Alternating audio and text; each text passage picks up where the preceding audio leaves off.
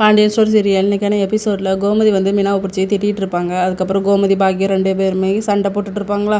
சரி நிப்பாட்டுங்க, உங்ககிட்ட கொஞ்சம் பேசணும், அதான் ஒரு முக்கியமான விஷயம் அப்படின்னு சொல்லும்போது, அதெல்லாம் ஒன்றும் வேண்டாம், இவங்களும் பார்க்குறதுக்காக தான் நீ கூட்டிகிட்டு வந்தியா, இனிமேல் உன் பேச்சுக்கே நான் வரமாட்டேன்டி அப்படின்னு சொல்லி போயிடுவாங்களா.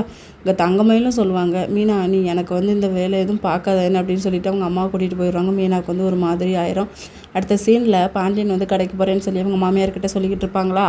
அப்போ நம்ம கோமதி தேடுவார். அவள் கோயிலுக்கு போயிருக்கா அப்படின்னு சொன்னதுக்கப்புறமா, மாப்பிள்ளை அவங்கக்கிட்ட கொஞ்சம் பேசணும், என் பொண்ணு அப்படின்னு சொல்லி விஷயத்த சொல்லும்போது, இல்லை அதை பற்றி பேச வேண்டாமே அப்படின்னு சொல்லிட்டு, என்னடி உங்கள் அப்பா இப்படி பேசிட்டு போகிறாரு, இதையே இப்படி சொல்கிறாரு, என் பொண்ணு பண்ண தப்புக்கே நான் இன்னொரு கல்யாணம் பண்ணி வைக்கலான் இருக்கேன் அப்படின்னு சொல்லும்போது, என்ன யாருக்கு அப்படின்னு கேட்டால், இல்லை உனக்கும் குமாருக்கும் தான் அப்படின்னு சொல்லி, எக்காரணம் கொண்டோம் உங்கள் பேரனை நான் கல்யாணமே பண்ணிக்க மாட்டேன் அப்படின்னு சொல்லி அரசி சொல்லிட்டு போயிடுவாங்க.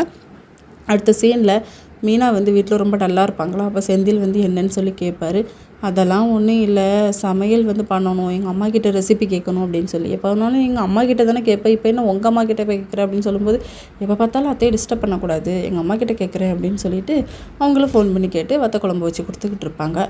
நான் வந்து வாழ்க்கையில் ஒரு முக்கியமான பாடம் கற்றுருக்கேன், யார் விஷயத்திலும் நம்ம இன்வால்வ் ஆகக்கூடாது அப்படின்னு சொல்லி மீனா வந்து ரொம்ப டல்லாக பேசுவாங்க. இதோட இன்றைக்கான எபிசோட் முடியுது.